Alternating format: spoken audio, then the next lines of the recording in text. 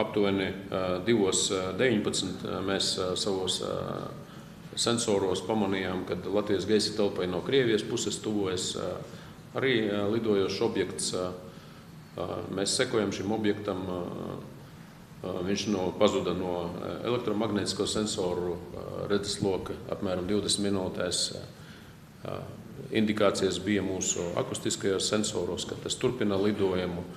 Tika aktivizēta mūsu pretgaisa aizsardzības grupa, devās uz notikuma vietu. Kamēr grupa bija ceļā, objekts detonēja. Mašīna 4x4 un tajā automašīnā ir speciāli konteineri, kur tiek.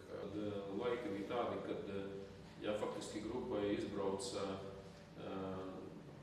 Iedzīvotā var justies droši, ja tomēr ir vērts pārdomāt atrašanās vietu. Jānis Zvērs, TV3 ziņas, mums ir tāda neoficiāla. Pašlaik es negribētu spekulēt un nosaukt drona izcelsmes valsti, kā jau es minēju, tad pašlaik NBS un karavīri un iekšlietu ministrijas pārstāvji strādā pie tā, lai vāktu šos drona atliekas un pierādījumus.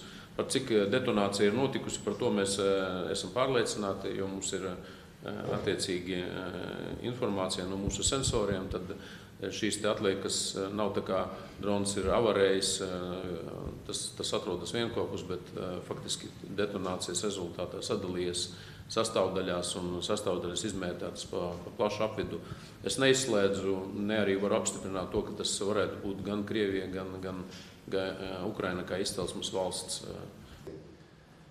Mums, protams, es jau minēju, mums lokācijas no Krievijas puses, kas Krievijas ietvaros mēģina kaut ko destabilizēt, vai viņiem... Diemžēl turpinoties Krievijas agresijai pret Ukrainu, no šādiem un līdzīgiem gadījumiem mēs 100% izvairīties nevarēsim. Mēs zinām, ka tādi gadījumi notikuši arī citās valstīs, kas robežojās gan ar Ukrainu, gan ar Krieviju, un atkārtojas ik pa laikam. Šīs kara darbības rezultātā šādi incidenti turpmāk ir iespējami arī pie mums, bet šī nav valstiska mēroga krīze, šis ir atsevišķs incidents.